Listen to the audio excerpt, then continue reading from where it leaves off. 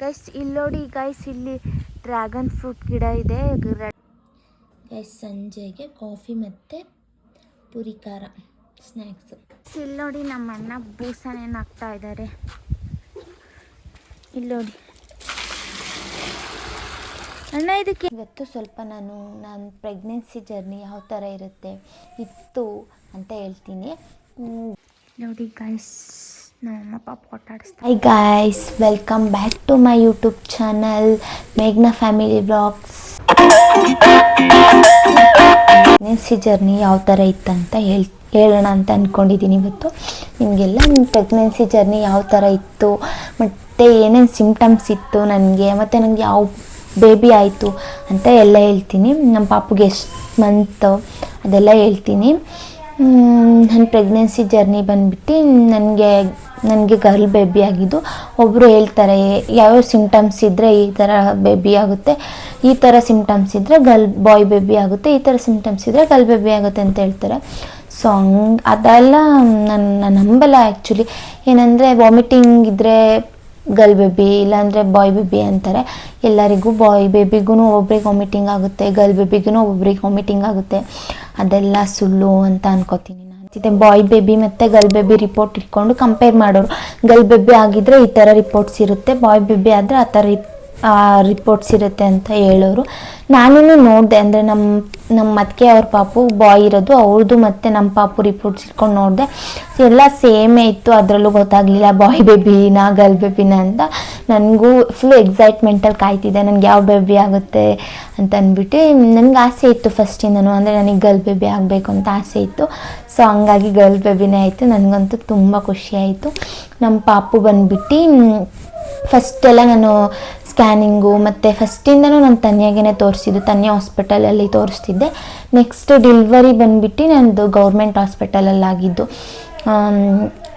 ಫಸ್ಟೆಲ್ಲ ಅಂದರೆ ಒಬ್ಬರು ಹೇಳ್ತಾರೆ ಗೌರ್ಮೆಂಟ್ ಹಾಸ್ಪಿಟಲ್ನ ಸ್ವಲ್ಪ ಹುಷಾರು, ಅಂದರೆ ಫೆಸಿಲಿಟೀಸ್ ಚೆನ್ನಾಗಿರಲ್ಲ, ಅದು ಹಿಂಗಿರುತ್ತೆ, ಇವ್ರು ಹಂಗಂತಾರೆ, ಚೆನ್ನಾಗಿ ನೋಡಲ್ಲ ಡಾಕ್ಟ್ರುಗಳು ಅಂತ ಎಲ್ಲ ಹೇಳ್ತಾರೆ. ಬಟ್ ಹಂಗೇನಿರಲಿಲ್ಲ, ತುಂಬ ಚೆನ್ನಾಗಿತ್ತು ಫೆಸಿಲಿಟೀಸ್ ಎಲ್ಲ ಗೌರ್ಮೆಂಟ್ ಹಾಸ್ಪಿಟಲಲ್ಲಿ. ಆ್ಯಂಡ್ ಎಷ್ಟೇ ಕಷ್ಟ ಆದರೂ ನಾರ್ಮಲ್ ಡೆಲಿವರಿಗಿನೇ ಟ್ರೈ ಮಾಡ್ತಾರೆ, ಆದಷ್ಟು ನಾರ್ಮಲ್ ಡೆಲಿವರಿ ಆಗಲಿ ಅಂತಲೇ ಟ್ರೈ ಮಾಡ್ತಾರೆ. ನನಗೂ ಕೂಡ ನಾರ್ಮಲ್ ಡೆಲಿವರಿನೇ ಆಗಿರೋದು, ಸಿ ಸೆಕ್ಷನ್ ಆಗಿಲ್ಲ.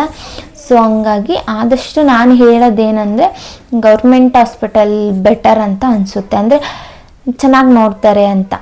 ನಾನು ಹಾಸನ ಗೌರ್ಮೆಂಟ್ ಹಾಸ್ಪಿಟಲಲ್ಲೇ ನಮ್ಮ ಪಾಪು ಹುಟ್ಟಿದ್ದು. ನಮ್ಮ ಪಾಪು ವೆಯ್ಟ್ ಬಂದುಬಿಟ್ಟು ಹುಟ್ಟಿದಾಗ 2.75 kg ಇದ್ಲು. ಅದಾದ ನಂತರ ಬಿಟ್ಟು ಯಾವತ್ತು ಹುಟ್ಟಿದ್ಲು ಅಂತಂತಂದರೆ ಬುಧವಾರ ಬೆಳಗಿನ ಜಾವ 3:50 ಪಾಪು ಆಯಿತು. ಏಪ್ರಿಲ್ 8ಗೆ ಪಾಪು ಆಗಿದ್ದು. ನಮ್ಮ ಪಾಪು ಗರ್ಲ್ ಬೇಬಿ ನನಗಾಗಿದ್ದು. ಫಸ್ಟೇ ಹೇಳಿದೆ ನಿಮಗೆ ಗರ್ಲ್ ಬೇಬಿ ಅಂತ. 3 days ಹಾಸ್ಪಿಟಲಲ್ಲಿ ಇರಬೇಕು ಅಂತ ಹೇಳಿದರು.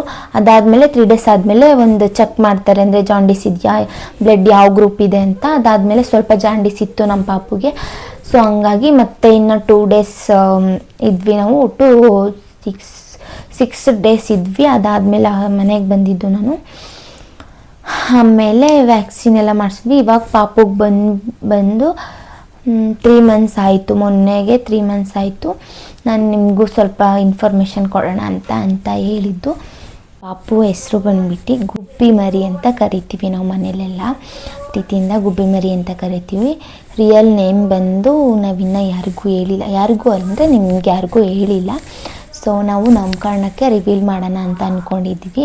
ರಿಯಲ್ ನೇಮ್ನ ನಾಮಕರಣಕ್ಕೆ ಹೇಳ್ತೀವಿ ನಾವು, ಆಯಿತಾ. ಇವಾಗ ಬಂದು ಗುಬ್ಬಿ ಮರಿ ಅಂತ ಎಲ್ಲರೂ ಗುಬ್ಬಿ ಮರಿ ಅಂತಲೇ ಕರೀತಾರೆ ಪಾಪುನ. ಅವಳಂತೂ ತುಂಬ ಕ್ಯೂಟು, ಸಖತ್ ಆಟ ಆಡ್ತಾಳೆ. ಮತ್ತು ಇನ್ನೇನು ಅಂತಂದರೆ ಪಾಪು ಆಗೋಕ್ಕೂ ಮುಂಚೆ ನಮ್ಮ ಮನೆಯವ್ರು ತುಂಬ ಕೇರ್ ಮಾಡ್ತಿದ್ರು. ಈಗಲೂ ಮಾಡ್ತಾರೆ, ಇಲ್ಲ ಅಂತ ಅಲ್ಲ. ಸೊ ಇವಾಗ ಸ್ವಲ್ಪ ಜಾಸ್ತಿ ಅವಳು ಪಾಪು ಅಂತ ಅವ್ರನ್ನ ನೋಡ್ಕೊತಾರೆ ಅಷ್ಟೇ. ಮನೇಲೆಲ್ಲರೂ ಪಾಪುಂಟು. ನೋಡಿ ಗೈಸ್, ನಮ್ಮಮ್ಮ ಪಾಪು ಆಟಾಡಿಸ್ತಾ ಇದ್ದಾರೆ. ಪಾಪು ಗುಬ್ಬಿ ಮರಿಯೇ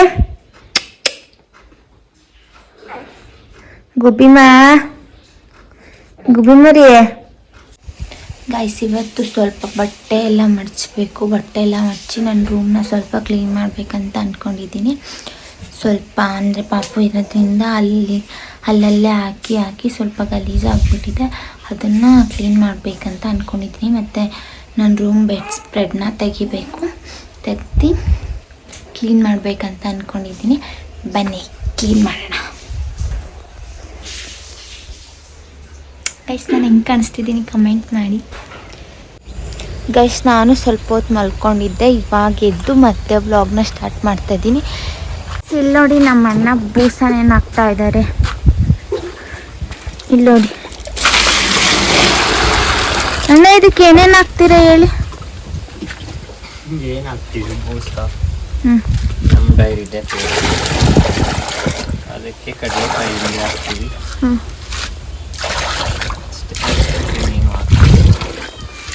ನಮ್ಮ ಹಸು ನೋಡಿ ಇಷ್ಟಿದೆ ಹಸು.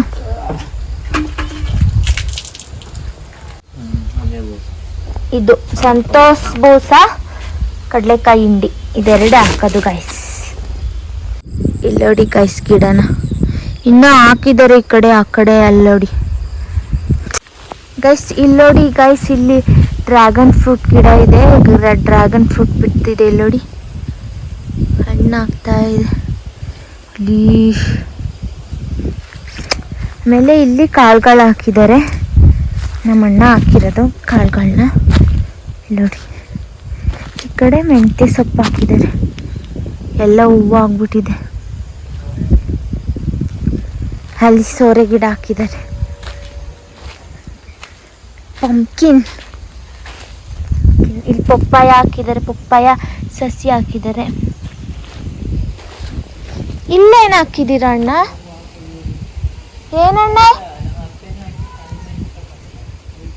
ಅಪ್ಪ, ಇಲ್ಲೇನು ಹಾಕಿದ್ಯಾ? ಇಲ್ಲಿ ಮೆಣಸಿನ ಗಿಡ ಹಾಕಿದಾರಂತೆ ಅಪ್ಪ. ಇಲ್ಲ ನೋಡ್ರಿ, ಇಲ್ಲಿ ಇದು ಬಾಳೆ ಗಿಡ ಹಾಕಿದ್ದಾರೆ. ಈ ಕಡೆ ನಮ್ಮನೆ.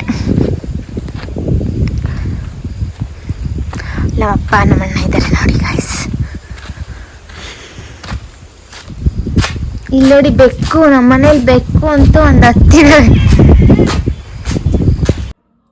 ಗೈಸ್. ಸಂಜೆಗೆ ಕಾಫಿ ಮತ್ತು ಪೂರಿ ಖಾರ ಸ್ನ್ಯಾಕ್ಸು ಚೆನ್ನಾಗಿರುತ್ತೆ ಗೈಸ್. ಅದರಲ್ಲೂ ಈ ಮಡಕೆ ಕಪ್ಪಲ್ಲಿ ಕುಡಿದಂತೂ ತುಂಬ ಟೇಸ್ಟಿಯಾಗಿ ಬಂದಿರುತ್ತೆ ಗೈಸ್. ನೀವು ಒಂದ್ಸಲ ಟ್ರೈ ಮಾಡಿ ಈ ಥರ ಕಪ್ಪಲ್ಲಿ ಕಾಫಿ ಕುಡ್ದು ನೋಡಿ. ಅಂದರೆ ಮಾಮೂಲಿ ಲೋಟದಲ್ಲಿ ಕುಡಿಯೋದಕ್ಕಿಂತ ತುಂಬ ಟೇಸ್ಟಿಯಾಗಿ ಬಂದಿರುತ್ತೆ ಗೈಸ್.